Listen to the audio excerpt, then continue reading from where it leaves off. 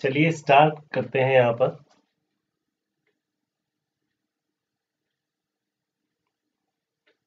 Innovation classes में आपका स्वागत है और आज मैं आपके लिए लेके आया हूँ एमएससी सेमेस्टर 3 के न्यूक्लियर फिजिक्स जो पहला पेपर है हमारा उसके कुछ नोट्स।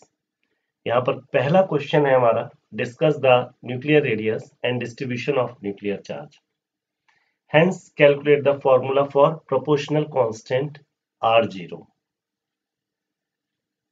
तो समझते हैं इसे। The nucleus is a complex and mysterious part of an atom. भाई ये बड़ा खतरनाक पार्ट है न्यूक्लियस जिसे हम बोलते हैं, कॉम्प्लेक्स भी है। And its properties govern by the principle of quantum mechanics. और इसकी प्रॉपर्टीज हम किसके थ्रू देते हैं? क्वांटम मैकेनिक्स के थ्रू देते हैं। Are much harder to understand that those of larger objects. और ये थोड़ा मुश्किल हो जाता है इसको समझना, क्योंकि हम लार्जर ऑब्जेक्ट्स को आसानी से समझ सकते हैं और ये बहुत छोटा पार्टिकल है। To a considerable extent, we can describe a nucleus by a relatively small number of parameters. अब हम न्यूक्लियस को समझने के लिए कुछ यहाँ पर छोटे छोटे स्मॉल पैरामीटर्स को डिफाइन करेंगे, जैसे electric charge, radius mass, binding energy, angular momentum, parity, magnetic dipole, electric quadrupole moment and energies of excited state. और ये सारे जो पैरामीटर्स हम यूज कर रहे हैं ये क्या है? Static properties of the nucleus. ये कहलाती हैं static properties. Clear? Decay and nuclear decay जिसे हम कहते हैं, और रिएक्शन प्रोबेबिलिटी, ये हमारी डायनेमिक प्रॉपर्टीज है। This is the dynamic properties of the nuclei. तो इस पार्ट को हम एग्जाम में नहीं लिखेंगे, केवल समझने के लिए कि अगर हमें न्यूक्लियस को relatively small number of parameters में डिफाइन करना है तो हम इस तरीके से उसको डिफाइन कर सकते हैं। ठीक है, चलिए आगे बढ़ते हैं। अब आती है बात न्यूक्लियर रेडियस की। भाई कोई भी एटम जितना बड़ा होगा उसकी रेडियस उतनी ही बड़ी होगी, और एटम जितना छोटा होगा उसकी रेडियस उतनी छोटी होगी। The radius of the nucleus like that of an atom is not sharply defined. तो पहली बात तो ये है, इसे शार्पली डिफाइन हम नहीं कर सकते, क्योंकि जिस तरीके से एटम को हम आसानी से शार्पली डिफाइन कर सकते हैं। तो Rutherford was the first scientist who give the idea of the size of the atomic nucleus radius in 1911। तो रदरफोर्ड ने रदरफोर्ड एक्सपेरिमेंट के थ्रू एक आइडिया दिया था भाई कि न्यूक्लियस की रेडियस क्या होगी या उसका साइज कितना होगा, from his famous Rutherford experiment. However, his estimate was not accurate. लेकिन यहाँ पर वो गलत साबित हो गया. But after him, many experiments were performed, and they calculate the nuclear mass. बहुत सारे एक्सपेरिमेंट करे गए और फिर न्यूक्लियर मास कैलकुलेट करा गया, उसकी डेंसिटी कैलकुलेट करी गई, या फिर कह सकते हैं हम न्यूक्लियर मास डेंसिटी, ये एक ही वर्ड है, कैलकुलेट की गई, is nearly constant inside the nucleus। और ये देखा गया है जो न्यूक्लियर मास डेंसिटी होती है वो न्यूक्लियस के अंदर कांस्टेंट रहती है। और ये न्यूक्लियर मास क्या है? Nuclear mass is proportional to the mass number. Nuclear mass density हम कैसे निकालेंगे? This is called nuclear mass density. हम लिख देते हैं nuclear mass density. This is called nuclear mass density. तो न्यूक्लियर मास डेंसिटी को हम रो से डिनोट करते हैं, और न्यूक्लियर मास डेंसिटी होती कितनी है? जो एटॉमिक मास अपॉन वॉल्यूम, मास अपॉन वॉल्यूम डेंसिटी अगर आप फॉर्मूला लगाते हैं तो वो मास अपॉन वॉल्यूम होता है। तो rho is equal to atomic mass upon volume, जो कि एक कांस्टेंट है, हम ऊपर बता चुके हैं। न्यूक्लियर मास डेंसिटी कांस्टेंट है। तो यहां से हम क्या करेंगे? यहां से आपका हो जाएगा V rho is equal to atomic mass. अब रो क्योंकि एक प्रोपोर्शनैलिटी कांस्टेंट की तरह अगर यूज करेंगे तो V is proportional to A। मतलब कि ये है कि वॉल्यूम उतना ही बड़ा होगा जितना एटॉमिक मास बड़ा होगा। बिल्कुल सही बात है, वॉल्यूम छोटा होगा जब एटॉमिक मास छोटा होगा। और यहां पर हमें बता दिया है कि where rho is the nuclear density which define the density of the atomic nucleus. If atomic nucleus is considered spherical, भाई जो एटॉमिक न्यूक्लियस है उसकी शेप तो हमें पता नहीं है, अगर उसको स्फेरिकल लेते हैं, आगे पढ़ेंगे उसकी शेप के बारे में भी। Atomic nucleus is considered as spherical लेते हैं तो हमें पता है कि जो वॉल्यूम है वो कैसे निकाला जाता है, 4/3 पाई आर क्यूब। किसी भी स्फेरिकल शेप का वॉल्यूम 4/3 पाई आर क्यूब होता है।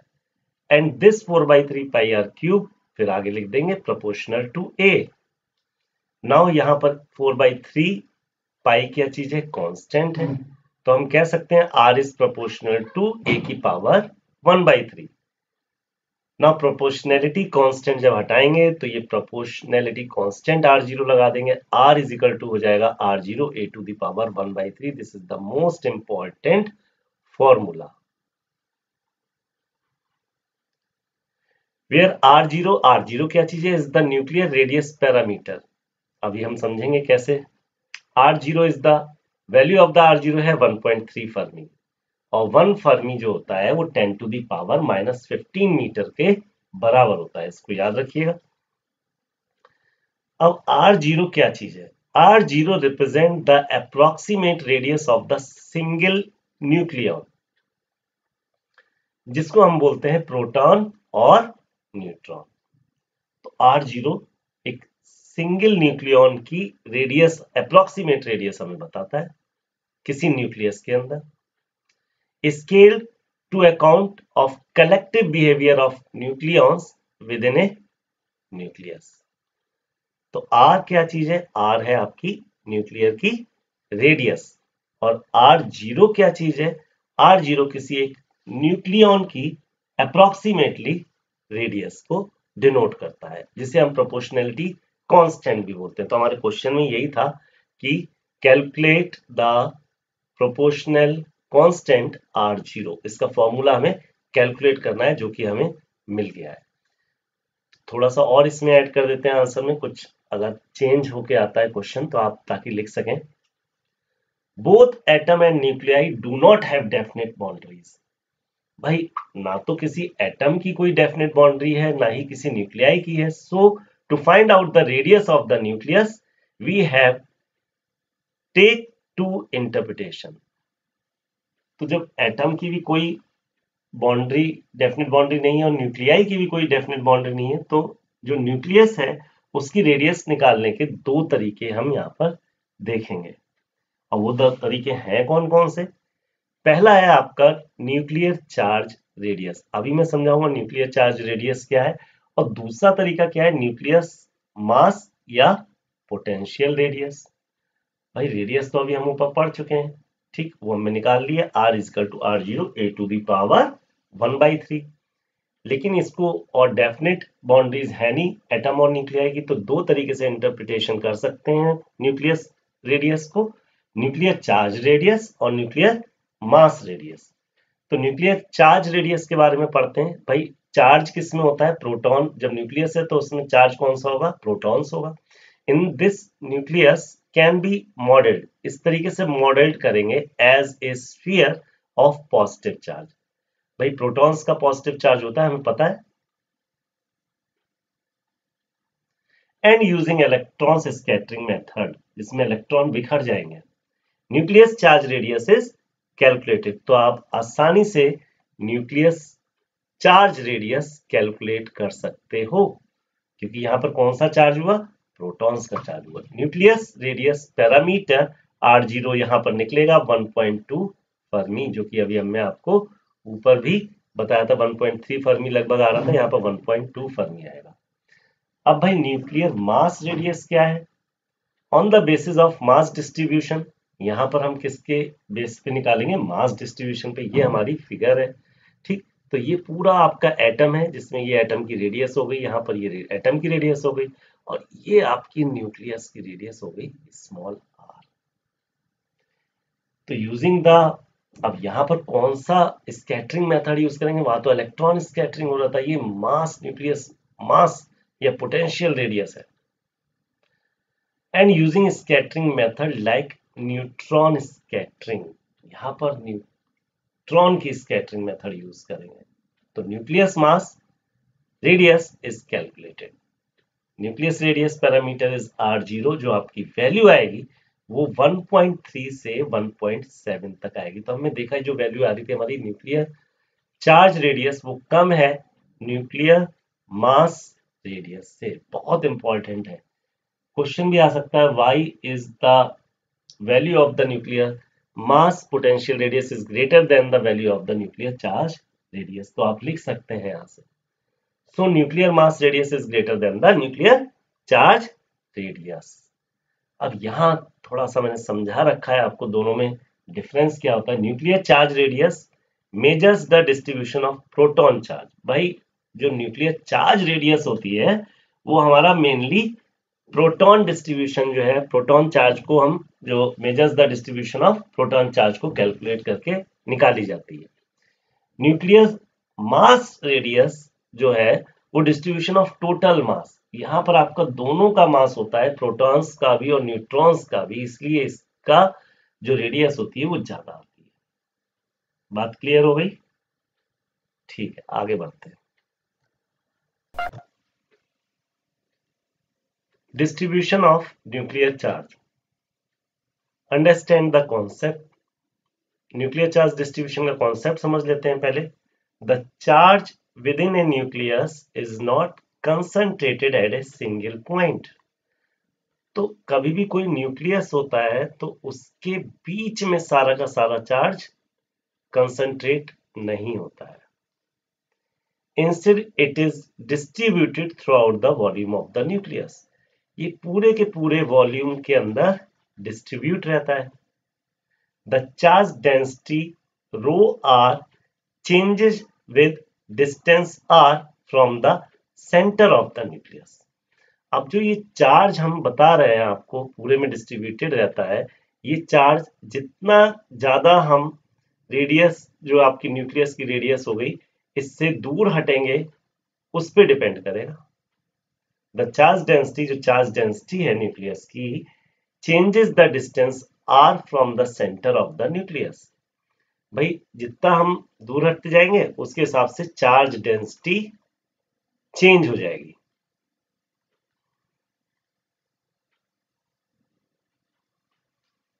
जिस तरीके से अगर कोई एक लाइट है और लाइट से आप जितना दूर हटेंगे तो लाइट का इफेक्ट कम होता जाएगा। इसका मैथमेटिकल मॉडल पढ़ लेते हैं। तो जो distribution of the nuclear charge है इसको हमने 3 पार्ट्स में डिवाइड कर रखा है समझाने के लिए। पहला है अंडरस्टैंड द कॉन्सेप्ट। भाई कॉन्सेप्ट क्या है चार्ज डिस्ट्रीब्यूशन का। दूसरा है इसका मैथमेटिकल मॉडल क्या है, और लास्ट इसके की एग्जाम्पशंस है। तो न्यूक्लियर चार्ज डिस्ट्रीब्यूशन के बारे में हमने समझ लिया क्या है ये। अब इसका मैथमेटिकल मॉडल क्या है। The nuclear charge density can be modelled using the Fermi distribution. Fermi distribution से हम इसे देख सकते हैं। कैसे देख सकते हैं? ये आपका हो गया रो आर।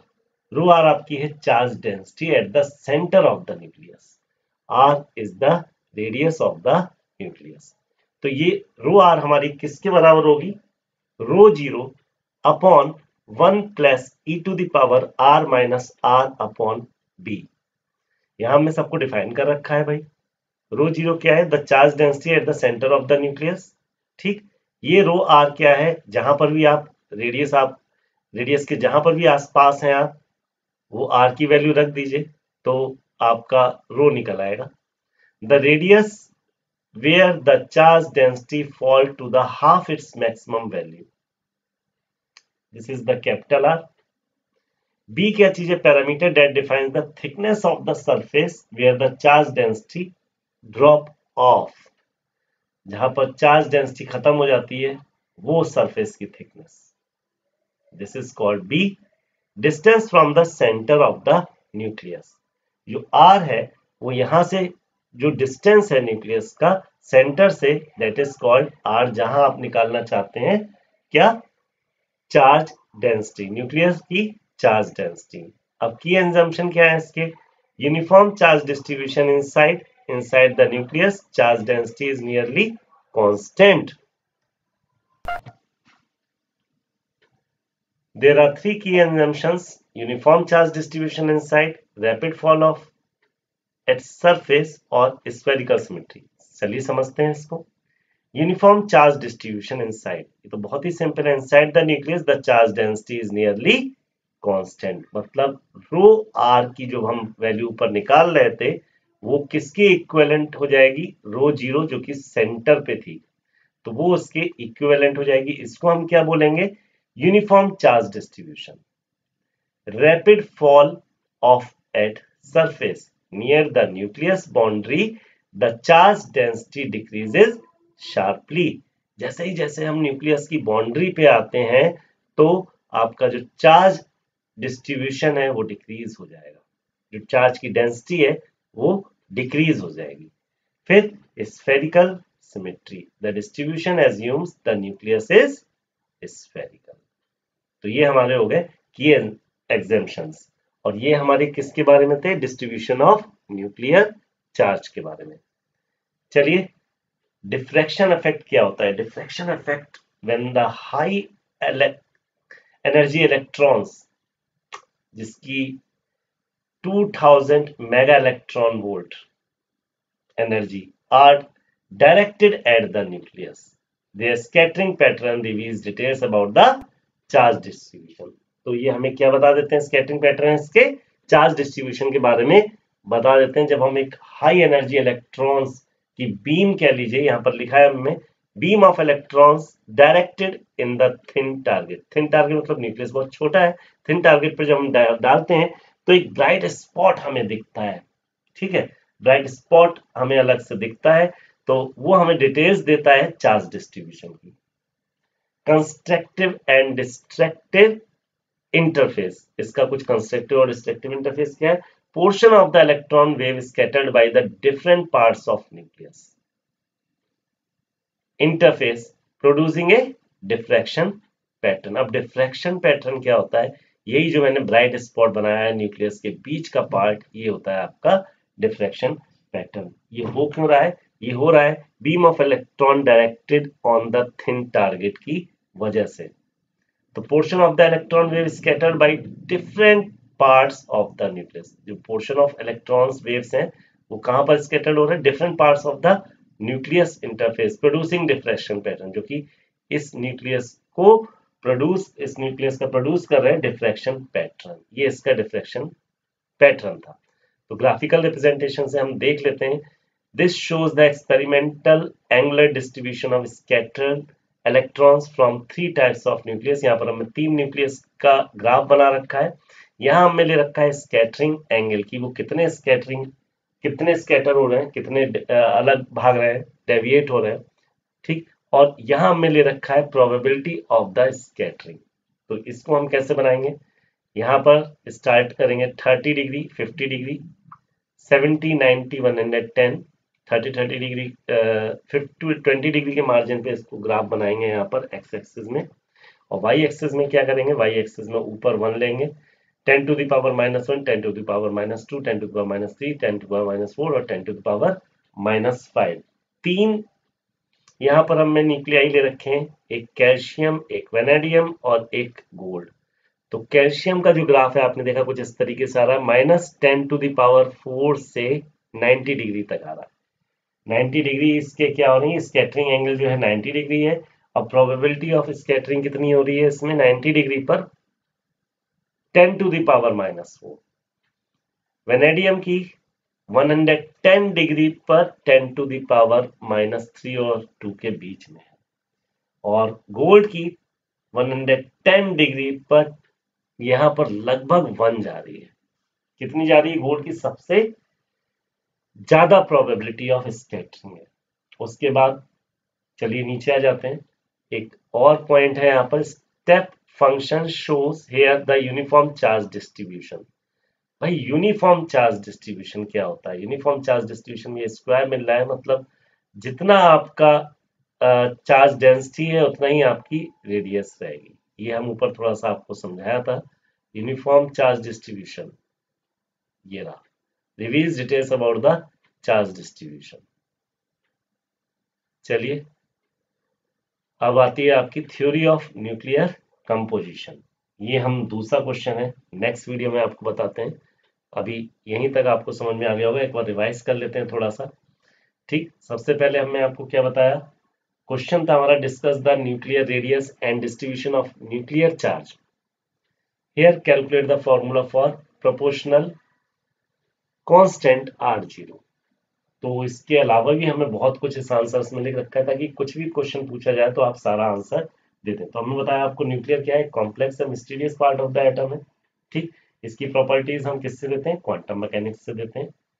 और न्यूक्लियर रेडियस हमने बताया था क्या होती है, पहले तो रदरफोर्ड ने कोशिश की थी लेकिन वो फेल हो गए इसको निकालने के लिए।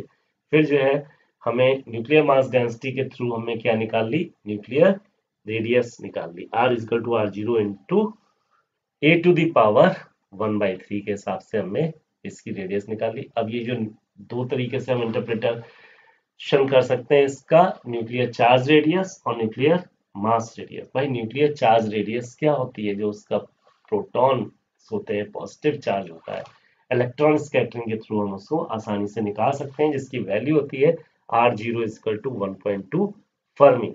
ऐसी न्यूक्लियस मास रेडियस क्या होती है, मास है तो फिर भाई दोनों होंगे, इलेक्ट्रॉन और प्रोटॉन्स और न्यूट्रॉन्स। यहाँ पर केवल प्रोटॉन्स की हेल्प से निकाली थी, इलेक्ट्रॉन स्कैटरिंग की वजह से, और यहाँ पर प्रोटॉन्स न्यूट्रॉन्स दोनों होंगे, और न्यूट्रॉन्स की हम क्या कराएंगे, like neutron scattering nuclear mass is calculated, mass radius is calculated. तो न्यूक्लियर रेडियस क्या आ जाएगा, यहाँ पर 1.2 आई थी, यहाँ पर 1.3 से इसकी वैल्यू 1.7 तक रहती है, क्योंकि यहाँ पर प्रोटॉन्स और न्यूट्रॉन्स दोनों है। न्यूक्लियर चार्ज रेडियस क्या है, मास measures the distribution of proton charge, और ये है measure the distribution of the total mass proton और न्यूट्रॉन्स। इसके बाद हमने क्या देखा था, डिस्ट्रीब्यूशन ऑफ न्यूक्लियर चार्ज देखा था। तो यहाँ पर हमने पहले तो उसको समझाया था, भाई न्यूक्लियर चार्ज डिस्ट्रीब्यूशन है क्या, वो सेंटर पे थोड़ी रहता है, वो हर तरफ फैला रहता है। The charge within the nucleus is not concentrated at a single point, instead it distribute throughout the volume of the nucleus. The charge density, अब ये चार्ज डेंसिटी हम किससे डिनोट करते हैं, रो आर से, changes with the distance R from the centre of the nucleus, ये change होती रहती है। और फैराडे फर्मी डिस्ट्रीब्यूशन के थ्रू हमने इसका एक फॉर्मूला दिया था, रो आर कितना होता है, रो 0 1 प्लस e⁻r⁻r/b, जहां पर आपकी r क्या चीज है, डिस्टेंस है। ठीक, r is the distance from the centre of the nucleus. तो ये आप निकाल सकते हैं, वहां पर जिस डिस्टेंस पे भी आपको क्या निकालनी है, डेंसिटी निकालनी है, न्यूक्लियर चार्ज डेंसिटी। अब रो 0 क्या हो गया, सेंटर पॉइंट हो गया, the charge density at the centre of the nucleus. Small r आपको बता ही चुके हैं। उसके बाद b क्या चीज है, parameter that define the thickness of the surface where the charge density drop off. भाई एक पैरामीटर ले लिया है कि इसके बाद जो आपकी चार्ज डेंसिटी है वो ड्रॉप ऑफ हो जाएगी। ठीक, इसके बाद ये capital R the radius where the charge density fall to half its maximum value, जो आपकी होती है वो होती है रो 0/2। ठीक, उसका हाफ जब कर देंगे तो वो आपकी हो गई रेडियस। क्लियर, यहाँ पर आधी आ रही है। चलिए, की एग्जाम्पशन क्या है, यूनिफॉर्म चार्ज डिस्ट्रीब्यूशन इनसाइड। भाई जब यूनिफॉर्म चार्ज डिस्ट्रीब्यूशन है तो रो r इक्वल टू रो 0 होगा। आपको पता है कि जहां पर भी आप जिस डिस्टेंस पे निकालेंगे वो उसकी सेंटर वाले के इक्वल होगी rho charge density. Rapid fall off at surface, तो near the nucleus boundary the charge density decreases sharply. Rapid fall off at surface, कहां पर एकदम से गिर जाती है, इसके कहां पर, बाउंड्री पर। स्फेरिकल सिमेट्री, भाई डिस्ट्रीब्यूशन जो है चार्ज का कैसे है, the distribution assumed eight the nucleus is spherical, तो ये आपकी हो जाए, बना देगी इसे स्फेरिकल सिमेट्री। डिफ्रैक्शन इफेक्ट होता क्या है, जब हम बहुत हाई एनर्जी वाले इलेक्ट्रॉन्स जिनकी एनर्जी 200 मेगा इलेक्ट्रॉन वोल्ट है, 200 मेगा इलेक्ट्रॉन वोल्ट है, उसकी एक बीम डालते हैं किस पे, न्यूक्लियस पे, तो वो एक ब्राइट स्पॉट शो करता है, उसको हम डिफ्रैक्शन पैटर्न कहते हैं। उसको हम क्या कहते हैं, डिफ्रैक्शन पैटर्न कहते हैं। और ये इसका हमारा ग्राफिकल रिप्रेजेंटेशन है, जहां पर हमने 3 न्यूक्लियाई लिए हैं, कैल्शियम, वेनेडियम और गोल्ड, और इसका हमने ग्राफ आपको समझा दिया था। बाकी ये आपका क्या है, ये शो कर रहा है आपको यूनिफॉर्म चार्ज डिस्ट्रीब्यूशन। ठीक, show the uniform charge distribution. Thank you very much.